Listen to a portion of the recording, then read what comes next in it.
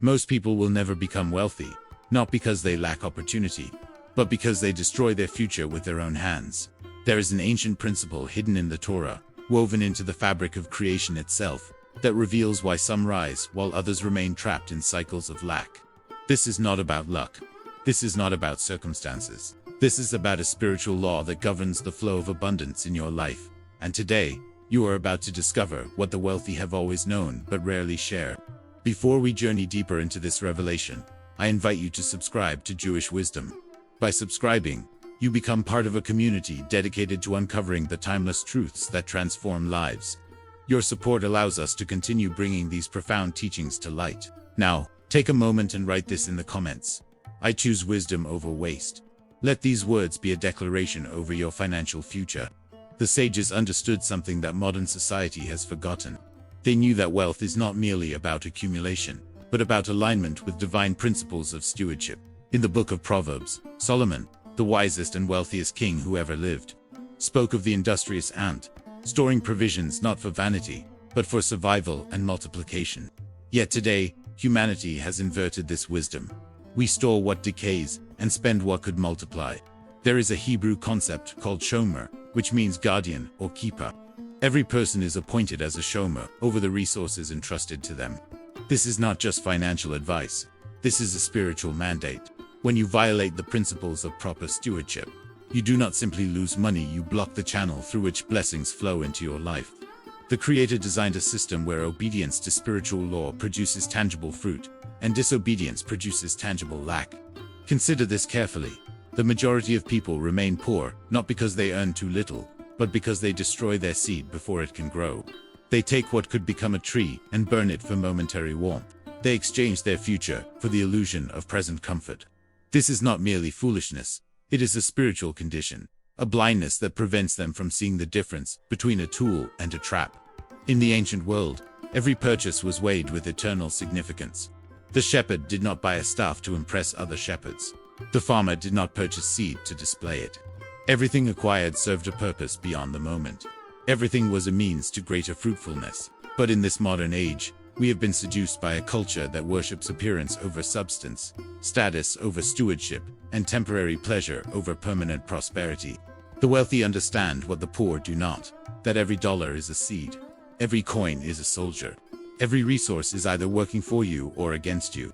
There is no neutral ground in the kingdom of wealth. You are either building or you are burning. You are either planting or you are consuming. And the choices you make in the marketplace reveal the condition of your spiritual understanding. What I am about to share with you is not popular teaching.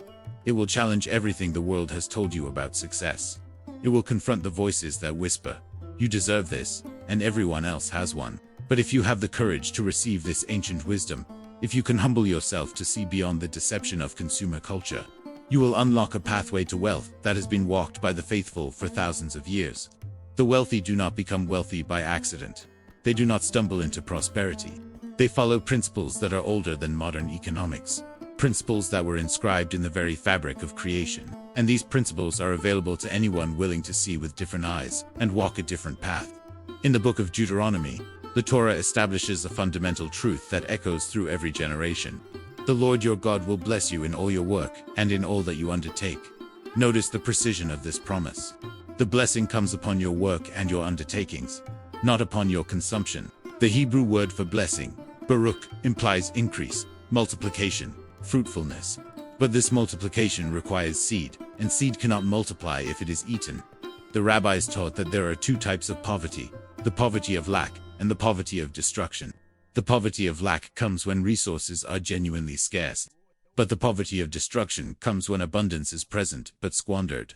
This second type is far more tragic because it is the poverty of the fool who plants nothing yet wonders why he starves. Let us examine the first great destroyer of wealth that most people embrace without question: the new car. In the mind of the masses, a new car represents success, achievement, arrival. But in the ledger of heaven, it represents something entirely different. The moment you drive that new vehicle off the dealership lot, it loses 15 to 20% of its value. Within the first year, it will lose approximately 20 to 30%. You have taken a portion of your life's energy, converted it into currency, and watched it evaporate like morning mist. But the destruction goes deeper. The car is typically purchased with debt, which means you are not only losing the principal value through depreciation, but you are paying interest on a depreciating asset. This is the financial equivalent of setting fire to your seed while paying someone for the privilege of watching it burn. The wealthy understand this.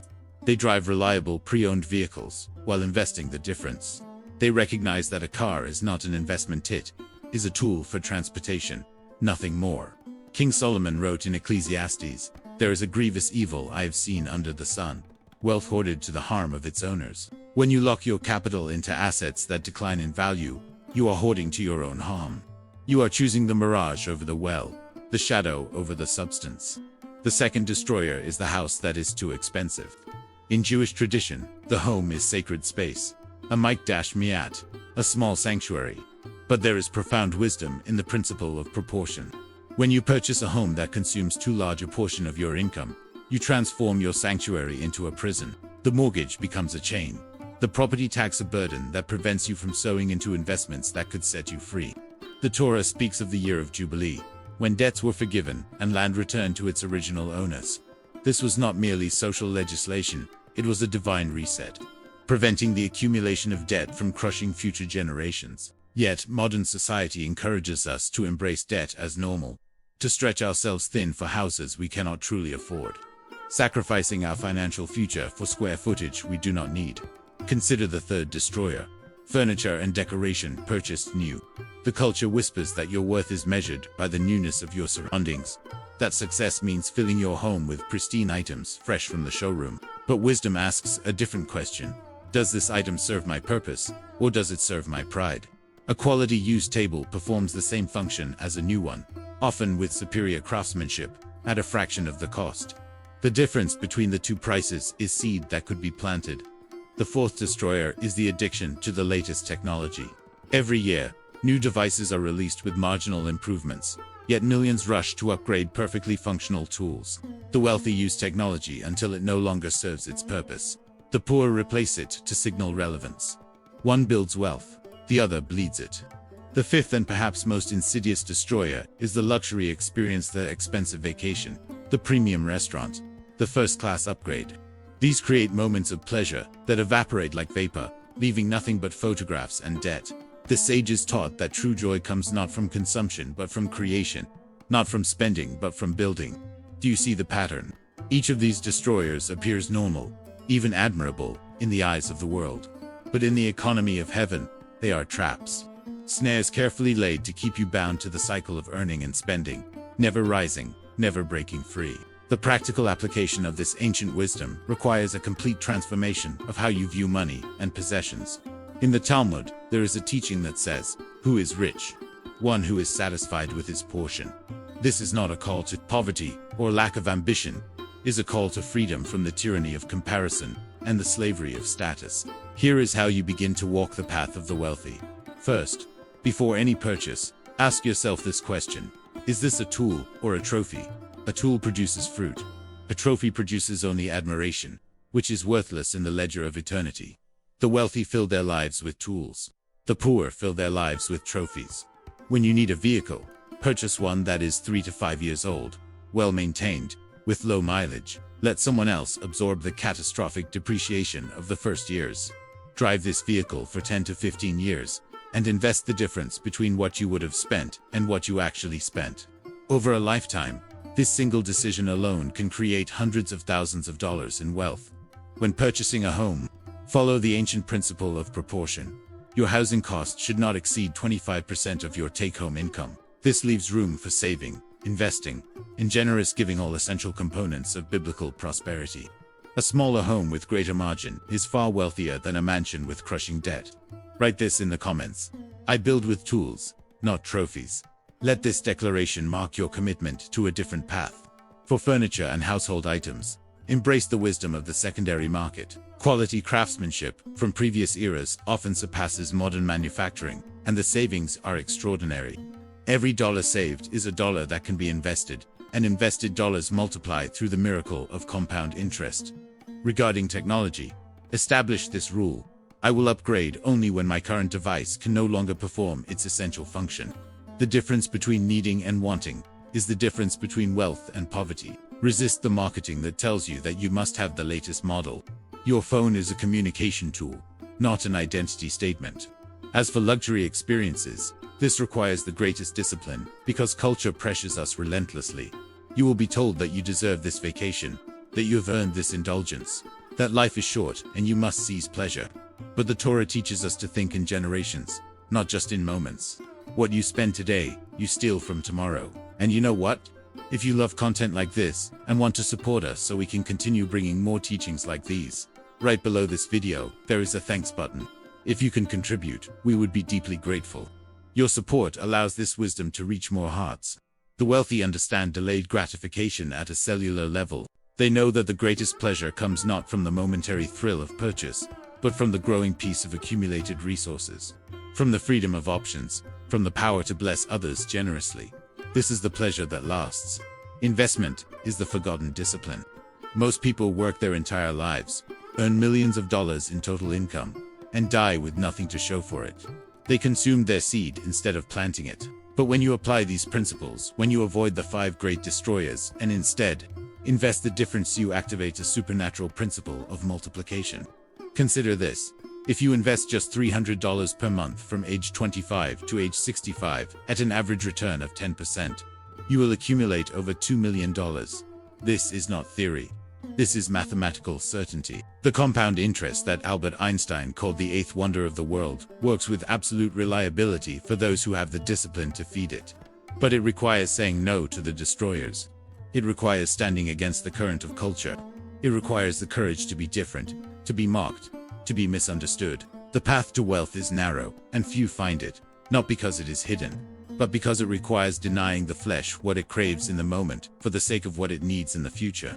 There is a story in the Midrash about a wealthy merchant who encountered a poor man begging for bread. The merchant asked him, "Why do you beg when you have 2 hands and health?" The poor man replied, "I have never learned to save. I have never learned to build. I only know how to consume." The merchant then taught him a trade and the principle of setting aside a portion of every earning. Within years, the beggar became prosperous, not through a miracle of sudden wealth, but through the steady application of timeless principles.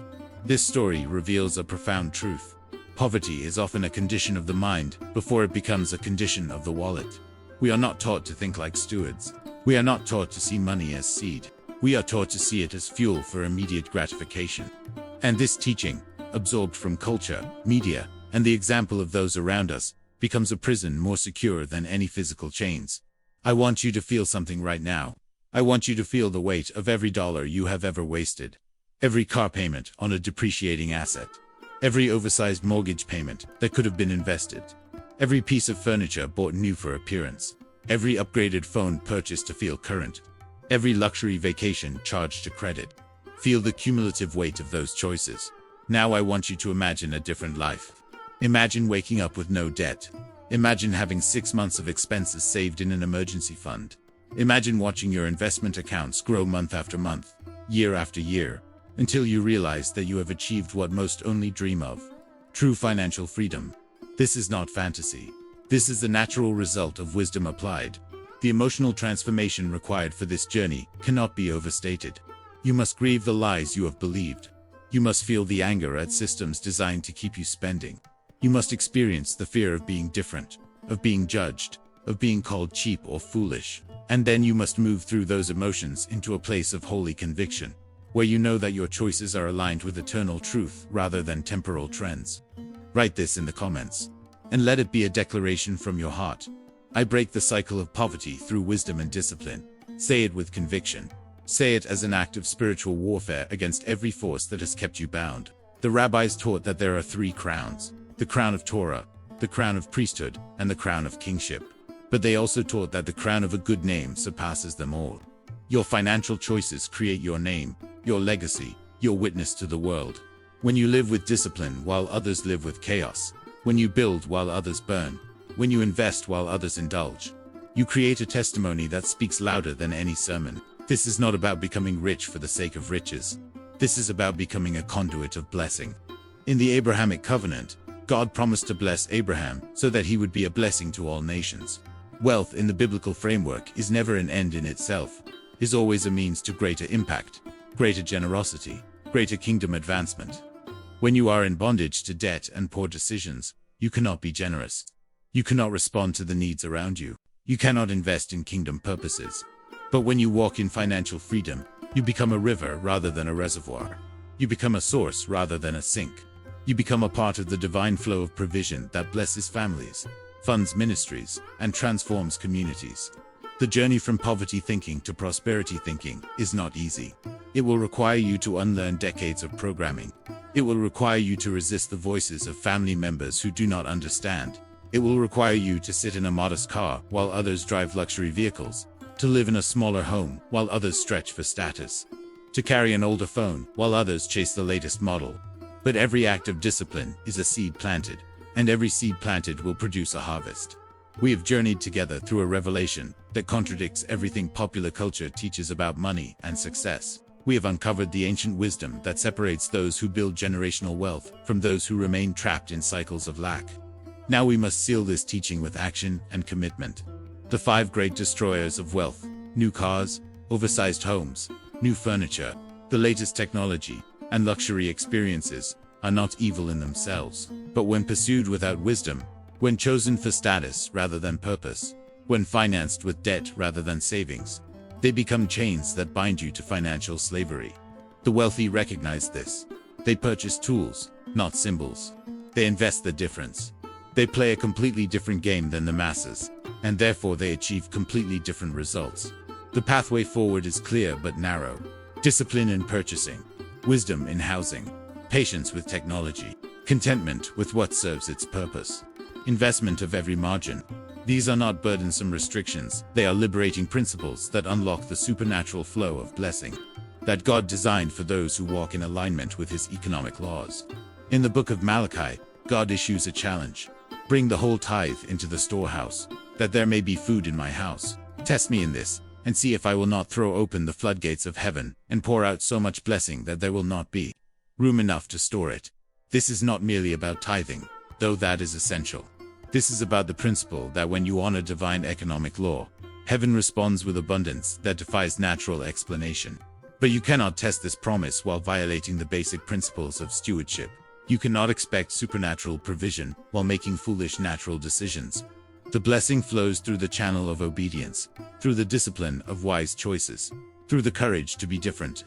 If you are resonating with this teaching, if you feel the stirring in your spirit that says, "This is truth, I must embrace," then I have something for you. We have created an ebook called Jewish Wisdom on Abundant Prosperity, which goes even deeper into the biblical and rabbinical principles of wealth creation. This resource will equip you with practical strategies rooted in ancient truth. The link is in the description of this video, and in the first pinned comment. This is not just information, this is transformation in written form. Let me speak directly to your heart now. You are standing at a crossroads. One path leads where you have been to the cycle of earning and spending, striving and struggling, hoping for breakthrough, while making choices that prevent it. The other path leads to something different, to the steady accumulation of wisdom and wealth, to the peace of financial margin, to the joy of generous giving, to the legacy of blessing for generations to come. The choice is yours, but the consequences are certain. The laws of sowing and reaping, of stewardship and multiplication, of discipline and reward, these are as fixed as the law of gravity. You cannot violate them without suffering the natural results, but you cannot honor them without receiving the natural blessings. I am calling you today to a higher way. I am calling you to reject the consumer mentality that has bankrupted millions. I am calling you to embrace the ancient paths where the wealthy have always walked. I am calling you to become a person who builds rather than burns, who plants rather than consumes, who invests rather than indulges. This will cost you something. It will cost you the approval of those who do not understand. It will cost you the immediate gratification that the world offers. It will cost you the illusion of keeping up with those around you. But what you gain is infinitely greater. Freedom, peace, power to bless, and a legacy that outlives you. The sages said, "Who is wise? One who foresees consequences." You now see the consequences of both paths. You now understand the destroyers and the builders. You now possess knowledge that most will never receive. The question is, what will you do with it? Take action today. Evaluate every possession, every payment, every plan through the lens of this wisdom. Ask the hard questions. Make the difficult decisions. Cut the expenses that destroy your future. Redirect that capital into investments that build your tomorrow. Step by step, month by month, year by year, you will watch the miraculous transformation that comes when divine principle meets human obedience. But let me take you deeper into what this really means. Taking action is not about one dramatic gesture. It is about 1,000 small, consistent choices that slowly reshape your destiny. Every time you decide not to spend money impulsively, you are not just saving a few dollars. You are declaring to the universe that you are no longer governed by scarcity or emotion. You are choosing order over chaos, purpose over impulse. And that choice carries spiritual weight. When you look at every possession through the lens of wisdom, you begin to see differently. That subscription you barely use, that expensive habit you justify, that upgrade you don't truly need, none of them are neutral. Each one is either building your future or quietly dismantling it. Wealth is not destroyed in one big mistake. It is eroded through 1,000 small leaks. The wise person does not wait for disaster. He seals the leaks. The ancient teachings remind us that money is a servant, not a master. When it rules you, it creates fear, anxiety, and endless hunger. But when you rule it with wisdom, it becomes a tool of blessing. You begin to tell your money where to go instead of wondering where it went. That is not just good financial practice. It is spiritual alignment. Ask the hard questions. Why am I buying this? Is it feeding my future or my ego? Is it helping me grow or just helping me escape for a moment? These questions feel uncomfortable because they expose the truth. And truth always precedes transformation.